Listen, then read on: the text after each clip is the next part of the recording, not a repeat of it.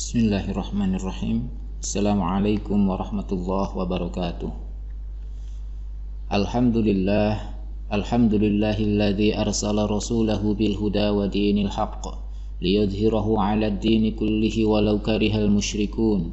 Asyhadu an la ilaha illallah wa asyhadu anna Muhammadar Rasulullah. Allahumma shalli 'ala sayyidina Muhammadin wa 'ala alihi wa ashabihi ajma'in. Amma ba'du. Faya ibadallah, usikum wa nafsi bitaqwallah, faqad fazal muttaqun. Qala Allah Ta'ala fi kitabihil karim, a'udzu billahi minasyaitonir rajim. Ya ayyuhalladzina amanu taqullaha haqqa tuqatih wa la tamutunna illa wa antum muslimun. Ma'asyiral muslimin rahimakumullah. Satu-satunya makhluk Allah di dunia ini yang diberi kelebihan kemampuan bicara secara sempurna adalah manusia. Manusia dianugerahi lisan yang berfungsi sebagai alat komunikasi, menyampaikan ide dan gagasan, serta bercengkerama dengan sesama manusia. Oleh sebab itu, kita wajib mensyukuri nikmatnya lisan ini dengan mempergunakannya secara baik dan untuk hal-hal yang bermanfaat, karena semua yang keluar dari lisan kita akan dipertanggungjawabkan di hadapan Allah Subhanahu wa Ta'ala. Bahkan Allah Subhanahu wa Ta'ala berfirman di dalam surat Qaf ayat 18, Ma yalfidhu min qawlin illa ladaihi raqibun atid. Tiada satu ucapan pun yang diucapkannya melainkan ada di dekatnya malaikat raqib dan atid, pengawas yang selalu siap mencatat. Dalam hal ini Rasulullah sallallahu alaihi wasallam bersabda, An Abi Hurairah qala Rasulullah sallallahu alaihi wasallam, Man kana yu'minu billahi wal yawmil akhir fala yu'dhi jarahu wa man kana yu'minu billahi wal yawmil akhir falyukrim dhaifah wa man kana yu'minu billahi wal yawmil akhir falyaqul khairan aw liyasmut. Rawahul Bukhari. Dari Abu Hurairah ia berkata, telah bersabda Rasulullah sallallahu alaihi wasallam, barang siapa yang beriman kepada Allah dan hari akhir, maka janganlah menyakiti tetangganya. Dan barang siapa yang beriman kepada Allah dan hari akhir, maka muliakanlah tamunya. Dan barang siapa yang beriman kepada Allah dan hari akhir, maka hendaklah ia berkata yang baik atau diamlah.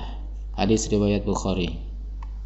Allah Ta'ala juga menegaskan di dalam Al-Quran surat Al-Baqarah ayat 263. A'udzu billahi minasyaitonir rajim. Qaulun ma'rufun wa maghfiratun khairun min sadaqatin yatba'uha adza wallahu ghaniyyun halim. Perkataan yang baik dan pemberian maaf lebih baik daripada sedekah yang diikuti oleh hal yang menyakitkan. Allah Maha Kaya lagi Maha Penyantun.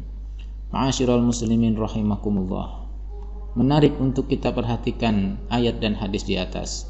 Yang pertama, tidak ada satu patah kata pun yang akan terlepas dari catatan malaikat raqib dan atid. Imam Ibnu Katsir menukil tafsir ayat ini. An Ibnu Abbas, ma yalfidhu min qawlin illa ladaihi raqibun atid. Qala, yuktabu kullu ma takallama bihi min khairin aw syarrin, hatta innahu la yuktabu qawluhu. Akaltu, syaribtu, dhahabtu, ji'tu, ra'aitu. Ibnu Abbas menafsirkan ayat tersebut dengan mengatakan bahwa setiap yang terucap, yang baik maupun yang buruk akan dicatat oleh malaikat.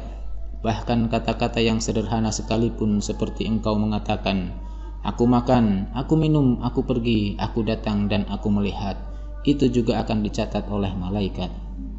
Yang kedua adalah Rasulullah sallallahu alaihi wasallam menekankan pentingnya berbicara yang baik. Jika terpaksa tidak dapat berbicara dengan baik, maka diamlah. Mengapa demikian? Karena bahaya yang ditimbulkan oleh mulut manusia sangatlah besar, baik bahaya di dunia maupun di akhirat. Banyak orang di dunia ini yang celaka karena lisannya tidak terkontrol. Bahkan kata Nabi, penyebab masuk neraka adalah dua lubang, yaitu mulut dan kemaluan. Dengan demikian, penjaga bagi lisan agar tidak terjebak dalam bahaya tidak lain kecuali diam. Hendaknya kita belajar dari kearifan dan kehati-hatian para sahabat Nabi dan para ulama terdahulu. Diriwayatkan bahwa karena takutnya akan bahaya lisan, sahabat Abu Bakar As-Siddiq kemana-mana mengulum batu kerikil agar lisannya tidak mudah mengeluarkan kata-kata yang tak berguna. Yang ketiga, di dalam Quran surat Al-Baqarah ayat 263, Allah bahkan menegaskan bahwa kata-kata yang baik masih lebih baik daripada sedekah yang diikuti dengan hal yang menyakitkan. Imam Abu Ja'far At-Tabari di dalam kitab tafsirnya mengatakan bahwa qaulun ma'ruf yang dimaksud adalah qaulun jamilun wa du'aur rajuli li akhihil muslim, kata yang indah dan doa yang baik untuk saudara muslim. Lebih dari itu, Rasulullah SAW bahkan menegaskan bahwa yang disebut muslim sejati adalah apabila orang lain telah selamat dari bahaya lisannya dan tangannya. Demikian diriwayatkan dari Abu Musa. Wa an Abi Musa radhiyallahu anhu qala, qultu ya Rasulullah, ayyul muslimina afdal? Qala, man salimal muslimuna min lisanihi wa yadihi. Ma'asyiral muslimin rahimakumullah. Agar lisan kita terjaga dari fitnah dan bahaya, maka ada beberapa hal yang perlu kita hindari, antara lain. Yang pertama adalah fudulul kalam, berbicara sesuatu yang tidak perlu dan berlebihan. Rasulullah sallallahu alaihi wasallam bersabda, An Ali bin Abi Thalib anna Rasulullah sallallahu alaihi wasallam qala, min husni islamil mar'i tarkuhu ma la ya'nih. Dari Ali bin Abi Thalib bahwa Rasulullah sallallahu alaihi wasallam bersabda, sebagian dari kesempurnaan Islam seseorang adalah ketika ia mampu meninggalkan sesuatu yang tidak ia perlukan. Ibnu Abi Syaibah di dalam musannafnya meriwayatkan hadis berikut. An Abi Hurairah qala, la khaira fi fudulil kalam. Dari Abu Hurairah Rasulullah bersabda, tidak ada kebaikan dalam fudulul kalam. Yazid bin Abi Hubayb berkata, di antara fitnah orang alim adalah ketika ia lebih senang berbicara daripada mendengarkan. Jika orang lain sudah cukup berbicara, maka mendengarkan adalah keselamatan. Yang kedua adalah al-khawdu fil batil, melibatkan diri dalam pembicaraan yang batil. Allah Subhanahu wa ta'ala menceritakan penghuni neraka ketika ditanya penyebabnya, mereka menjawab, wa kunna nakhudu ma'al khaidin, dan adalah kami membicarakan hal yang batil bersama dengan orang-orang yang membicarakannya. Quran surat Al-Mudaththir ayat 45.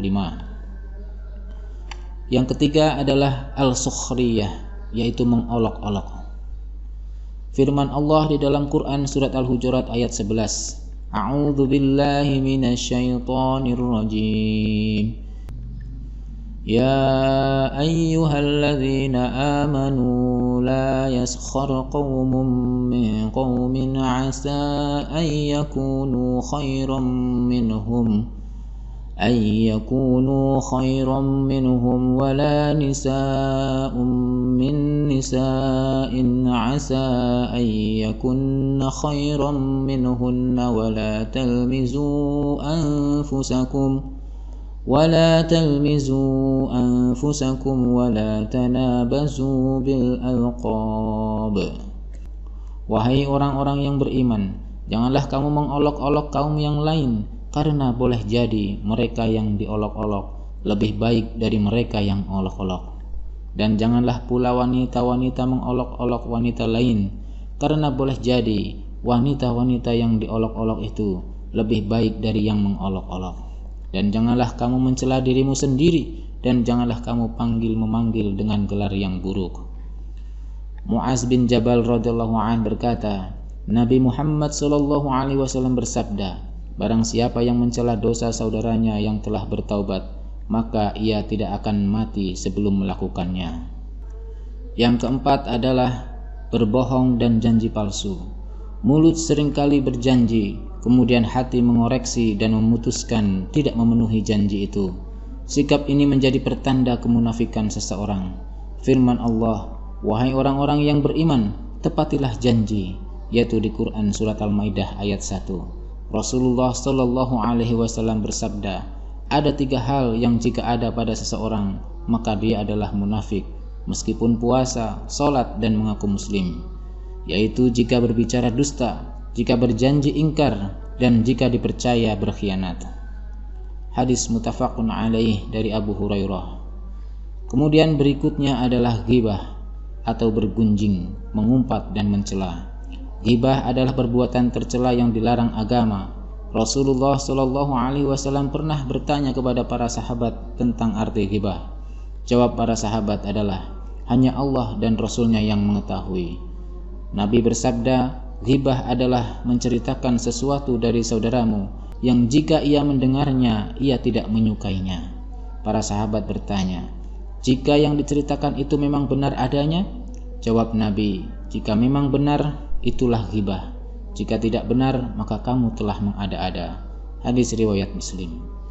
Kecaman Allah Subhanahu wa taala diberikan kepada para pengumpat dan pencela di dalam Quran surat Al-Humazah ayat 1. Wailul likulli humazatil lumazah.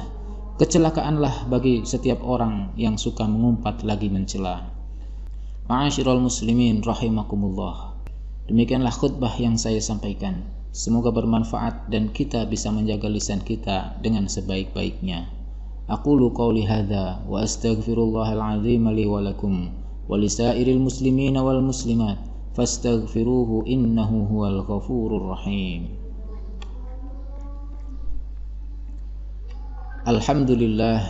Alhamdulillahi ala ihsanih wa syukru lahu ala taufiqihi wa imtinanihi wa asyhadu an la ilaha illallah wallahu wahdahu la syarika lah wa asyhadu anna sayyidana Muhammadan abduhu wa rasuluh ad-da'i ila ridwanih.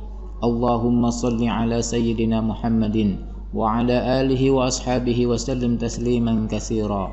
Amma ba'du, faya ayyuhan nas ittaqullaha fima amar وانتهوا عما نهى واعلموا أن الله أمركم بأمر بدأ فيه بنفسه وثنى بملائكته بقدسه وقال تعالى إن الله وملائكته يصلون على النبي يا أيها الذين آمنوا صلوا عليه وسلموا تسليما اللهم صل على سيدنا محمد صلى الله عليه وسلم وعلى آل سيدنا محمد وعلى أنبيائك ورسلك وملائكة المقربين وارض اللهم عن الخلفاء الراشدين أبي بكر وعمر وعثمان وعلي وعن بقية الصحابة والتابعين وتابع التابعين لهم بإحسان إلى يوم الدين وارض عنا معهم برحمتك يا أرحم الراحمين.